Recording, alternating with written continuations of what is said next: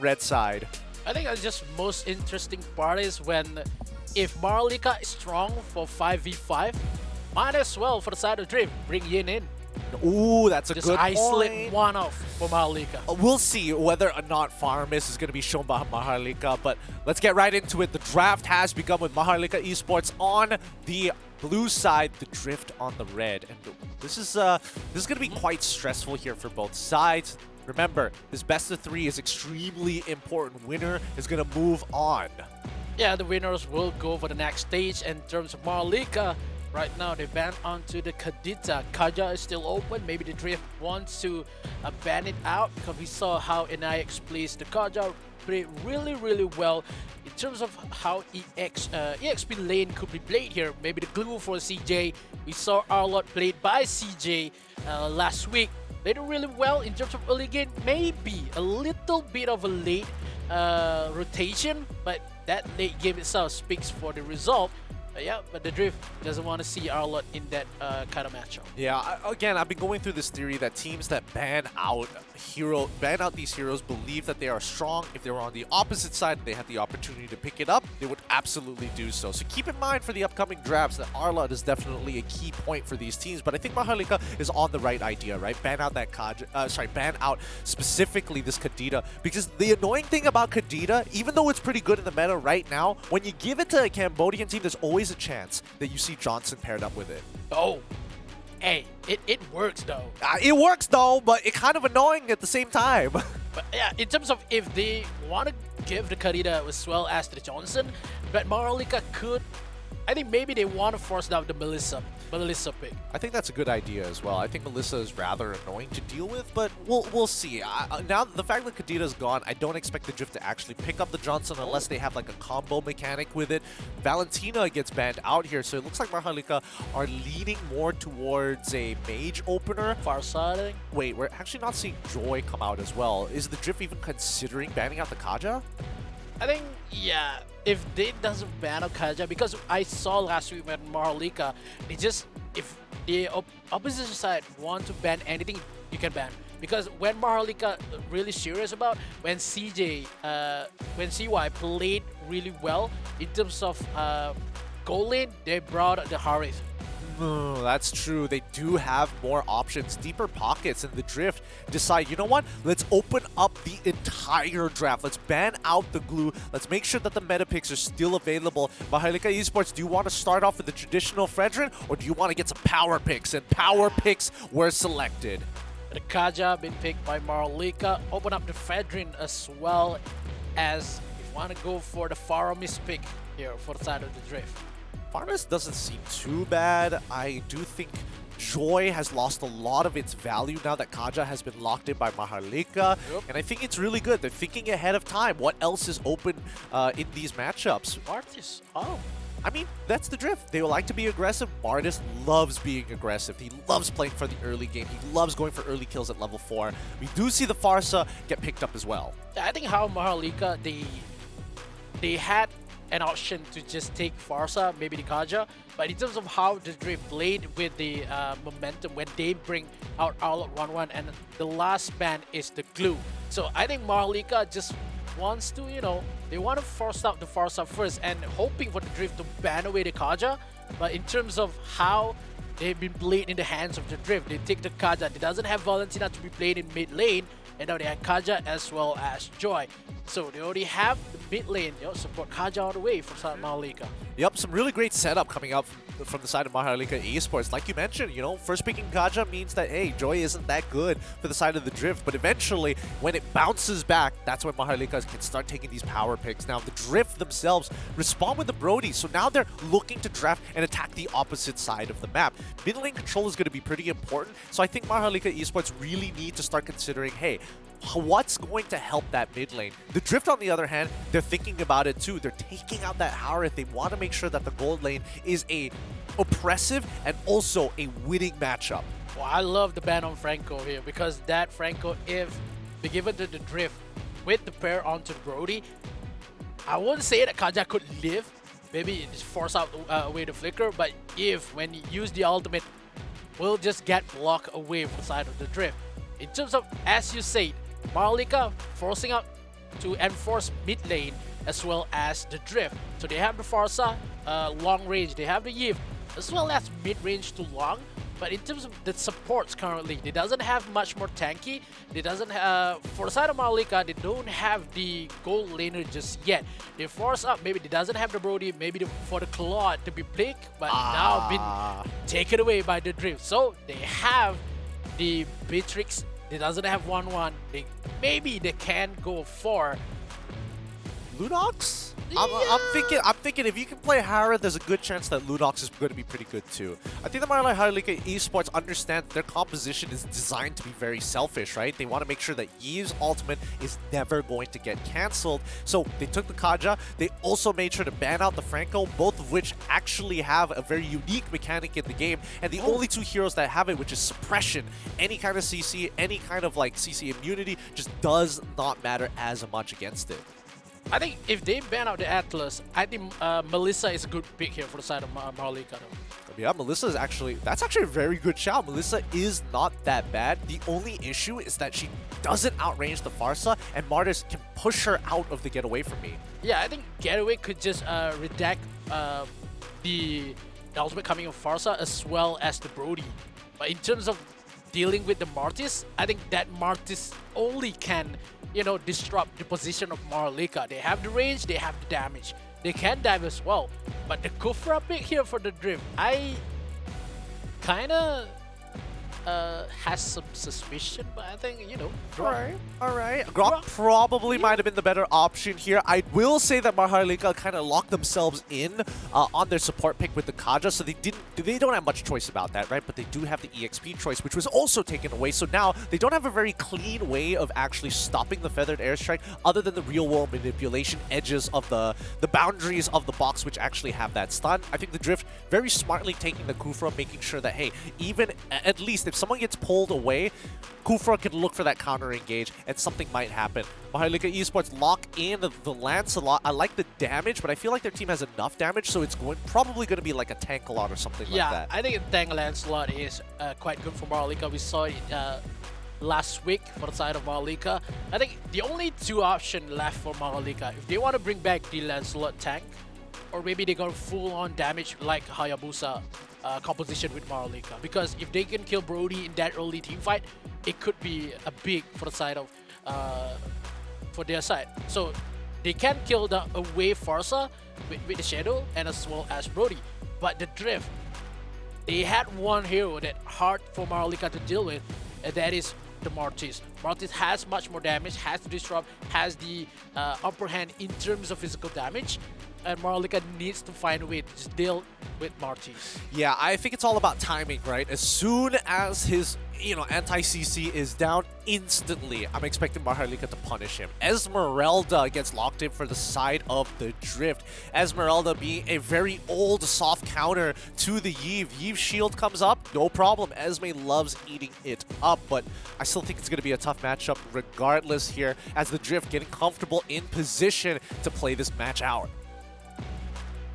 Make it to hero could, hard to kill for the side of MHRLK when they had Kufra as well as Martis with the damage and the Esmeralda. We saw Esmeralda with the adjustment onto the passive, made a game for the before series, but now the drift, they need to show that Esmeralda is back on the meta.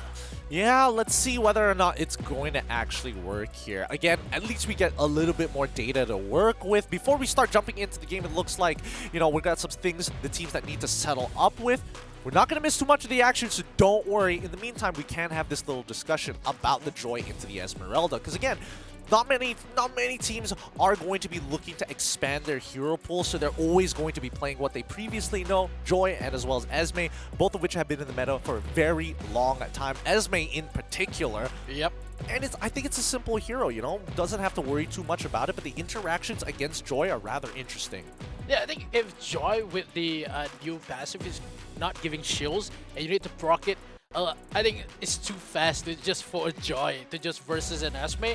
But in terms, we saw a matchup with Joy versus Esme before this, that Joy is having a lot more trouble because of the health that Esme has, and as well as the shield that Esme could, steal away. But in terms of how before this, from Joy and Irital just swap lanes to make a game for the side of them, but you know, a little bit too late. Yeah, well, let's jump right into it. MHRLK Esports on the blue side with the Drift on the red side. Keep your eyes out for Daiso and Reach Swag here as they try to make plays of their own as a majority of the stats leading into the favor of the Drift. Reach Swag. Down by bottom side, we're already seeing a bit of an interaction here. Esme already put down to 50% of the HP, but CJ doesn't want to forcefully push the wave, forcing him to actually recall. No, he sticks around. He will use the regenerate as the rest of the Drift actually looks to attack this orange buff, but Kelvin still gets it away. Can they punish it? And it's going to be Tong here to try and disengage the team. The flicker being used by Reach Swag as he comes on in Thorn Rose, as well as a puncture getting first blood onto Fuji, unable to run away, and another flicker coming out from Reach Swag. MHRLK, like clockwork, they know the Drift is going to invade their jungle on bottom side. They just clump up 4 men on that jungle itself, make the kill and give it to that Lancelot to help Kelvin have an upper hand in terms of jungle. And we saw MHRLK, they are wide awake. They are, but Fuji dying there was really unfortunate, and big battle spells have been expanded as well. With 60 seconds on the clock for Turtle, they're not going to have these key resources. Kelvin, he's going to tickle Fuji for a little bit, but immediately, both teams looking for position for the upcoming Turtle. MHRLK played really well in terms of early game because the Drift, they are so much knownable that early aggressive is too much of a powerhouse for the side of the Drift. But in terms of the Drift, they played it really well the early game. But you know, unfortunately, MHRLK, you know, a little bit early on that kind of evade. They were faster. They were faster on the rotation. They were able to punish the correct targets. They managed to kill whoever was low without trading anybody back. And I think that's the important thing. For now, we have to take a quick pause here. Not sure whether there's some technical issues actually happening for the side of MHRLK, but once they figure that out, we'll jump right back into the game, so don't go anywhere. In the meantime, I do think that these early interactions coming up from the Drift, you can see the idea, right? They expect for the initial invade. The side laners are ready to move, but unfortunately, at this stage, the side laners are not strong. Esmeralda is not in a good position. I think they probably should have played on their strong side with Brody. Yeah, I think for the side of when the Drift has a specific DNA, they want to go for the invade. Yes, they want to go full on capitalize that the using of Farsa as well as Martis in that early matchup. Because yes, Martis has a level 4 damage that is so great, as well as the burst damage coming from Farsa. But in terms of I think they kind of missed onto that rotation when the rotation coming in, because they did not check on that purple buff when that Lancelot already finished and the rotation Lancelot onto the bottom side. I think they did actually get that information. We did see Kaja actually interacting with Fuji in the river, and I think that was more than enough information. If the support is hovering around this side, there's a good chance that the jungler will be too. But let's see, Starboy, he's going to have to coin flip this against Kelvin, who's able to kind of puncture on in towards that turtle side. Who's going to win this retribution? It's going to be Martis here as the Drift now continue their attack for their airstrike coming out, taking out as much damage as possible. That's going to be ANX already down, but we're also seeing an attempt coming out from Joy, who picks up a kill onto the Starboy, and now the counter engage is too strong. Esme finds her own kill in the Joy, and Lancelot is still alive despite it all. That is a good game coming in for the Drift when the damage itself. Oh, okay. No, I'm rookie. Can he actually make it through? I'm losing my words. That was too close for comfort. Way too close for comfort as Rookie is going to get pulled in. Wait, and no way, dude. He whiffed it. He whiffed the lightning bombs. He didn't pull him in the right direction. I know. MHRLK seems like you're missing bits by bit, chipping away from their confidence right now. The Drift, they're getting luckier in terms of how MHRLK makes a lot of mistakes. Yes, we saw CJ on that bot side total fight. CJ could deal much more damage, and the dashes played it really well. In terms of versus Esmeralda, that is where the full stops comes in. when Tiong played it really well. Oh, they find the Kaja, instantly taking out his Starboy, decimates him with control over this top side. The Drift are going to control the space. CY and Kelvin are going to have to work together to clear this wave to minimize the amount of damage. Bennett's Rage comes on through the Thorn Rose in a weird angle, but now he's stuck. Puncture gets him just enough distance, but not enough for the torn apart memories. Well done. The Drift able to get another kill. I think MHRLK, they just leave Calvin alone trying to punch at the backline of the side of the Drift. Only he is available and that team fight. So when the damage just want to connect, but he just can't because Calvin is alone. Doesn't have any backup, some sort coming in from maybe Daiso or CY.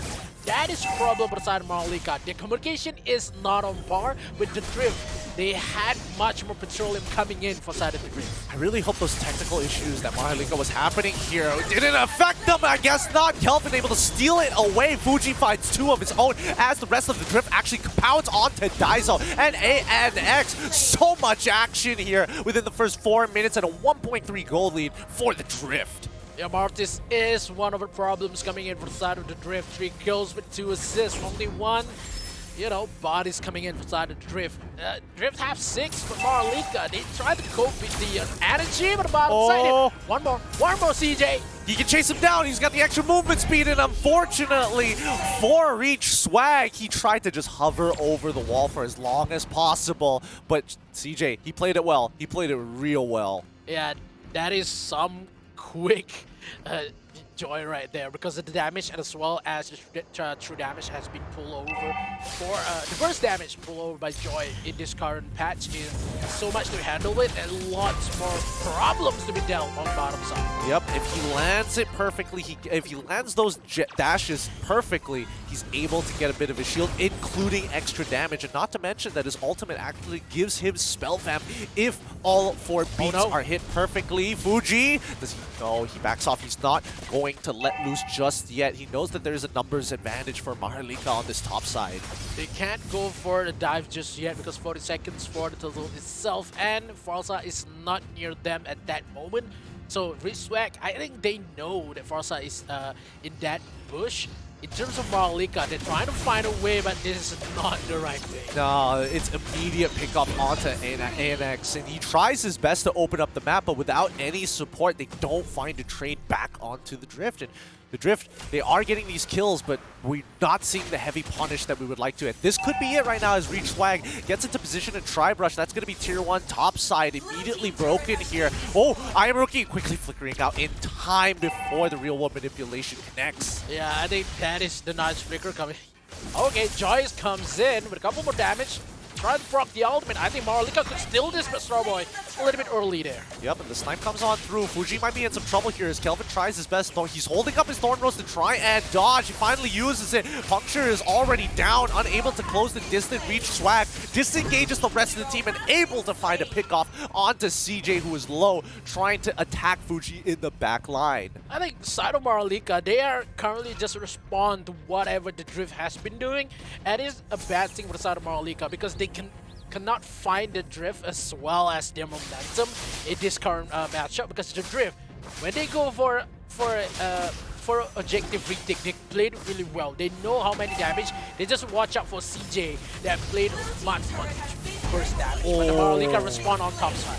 Oh, Reach Swag just ate the whole Nibiru's passion. He thought he was out of it, but visually he looked like he was out of it, but unfortunately his life total had something else in mind. But now in the mid lane, we do see Kelvin finding 2 people, Starboy, and noticing the information that he has, goes back in to try and make something happen to take this Little Wanderer away and gets it.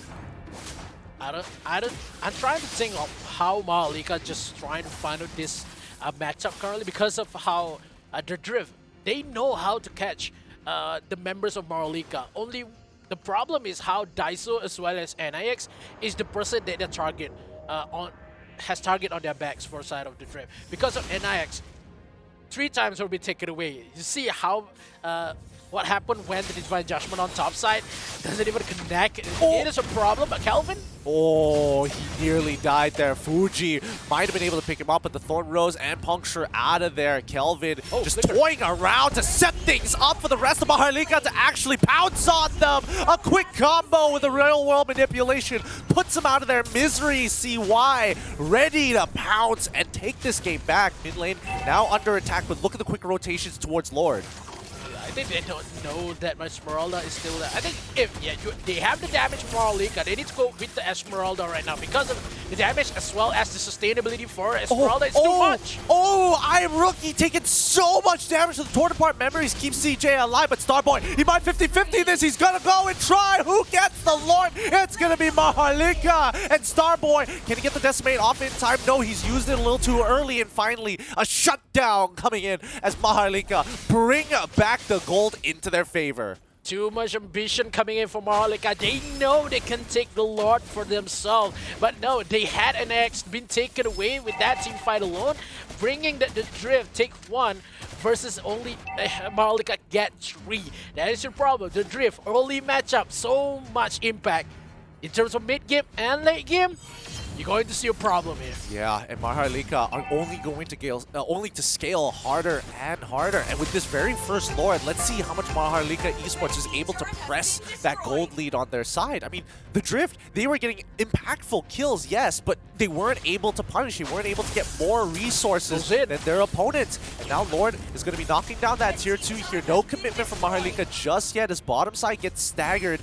Mid waves haven't reached just yet, but MHRLK are just pushing the Drift out of their jungle to ensure that this mid tier 1 falls. That is a good possession gameplay coming in from MHRLK. They just shut down the top jungle to just enforce the tier 1 towers on bottom side, and the members of the Drift, they cannot go in without the members. Well, there goes in. Oh, Fuji, he finds 2. Feather Airstrike to combo with a real-world manipulation to try and buy some time for CJ and turns it around with the help of Nibiru's passion. Fuji dies, a 2-for-1 trade, but Starboy gets to live, and the same goes for Tong. They're still alive. Oh, man. That could have been the turnaround of the century. I think CJ played really well onto that Joy. The couple of dashes is bladed on the hands of MHRLK. In terms of that team fight, yes, they suffered a 2 loss despite the Drift only have 1. But MHRLK, they're trying to force the table around. They still has the couple goal lead, but the Drift is not going to go down that easily because that late game, they are waiting for the Forza as well as Brody. Yep, they want them to have a lot of damage on their sides, and Brody has been farming pretty heavily throughout this game. He may be level 12, 2-1-1, but he's been farming plenty hard. CY, on the other hand, has been a big combo enabler for MHRLK to clean up the messes that have been made, and more importantly, can scale a little bit faster with the number of kills that he has. The additional gold is helpful. Yeah, it is just kind of unfortunate for the side of the Drift. Been caught up on bottom side, your tongue. Yeah, but Esme is still good though. The Frost Moon Shield's going to keep her alive as she regenerates the rest of her HP. But the Drift, you can see, as soon as Esmeralda got attacked, the rest of the Drift now take position in the mid lane. Fuji might have just found his target. Kelvin tries to get away, but honestly, he's playing tank a lot, so it's not as valuable. Yeah, I think Fuji could just go for a commitment on that Kelvin pick here with the ult coming in. But I think if they go for one pickoff from the Drift, the members of MHRLK could just run them down from the backside. When we saw Daizo as well as CJ on the back line of the Drift. So that is not a good position for the side of the Drift when they want to force the team fight coming in from Kelvin. But I think the Drift, they are scared right now because they doesn't know how many damage the MHRLK could give, and as well as how Brody could cope with the damage. Yep, and now we see that. Oh, great pickoff coming in from Kaja. We do see the empathy come out. Nobody gets hurt here. 50-50. Once again, Kelvin in the middle of it. Kelvin versus Starboy as they try and go forward. The Retribution battle. It's going to be Fuji who takes it away. Brody dies in the back line as Reach Swag is forced to get out of there, but the real world manipulation has done its job with a double kill on their side. They continue to press their advantage as Lancelot chases Fuji around, knowing that they can actually get an inhibitor despite the fact that the Drift has taken the Lord. Let it walk on through. Kill the mid lane. Kelvin, stop Fuji from actually coming back. Tall WONG is going to come back up just in time to try and protect the crystal. He's got to clear that way, but he gets 4 people. Falling Star Moon, he's already used it. Fuji ends up dying at the same time, and now that's just going to be game. MHRLK Esports taking away 1-0 against the Drift. I'm speechless because of how that team fight. Yes, the Drift got that Lord, but in terms of momentum and the manpower, it's in the hands of MHRLK. They won the objective, but they lost the war this time. MHRLK making some really good decisions. They were aware of the wave pushing in the mid lane. They were aware of how many kills that they got, and they pushed them all the way back. They realized they had so much footing.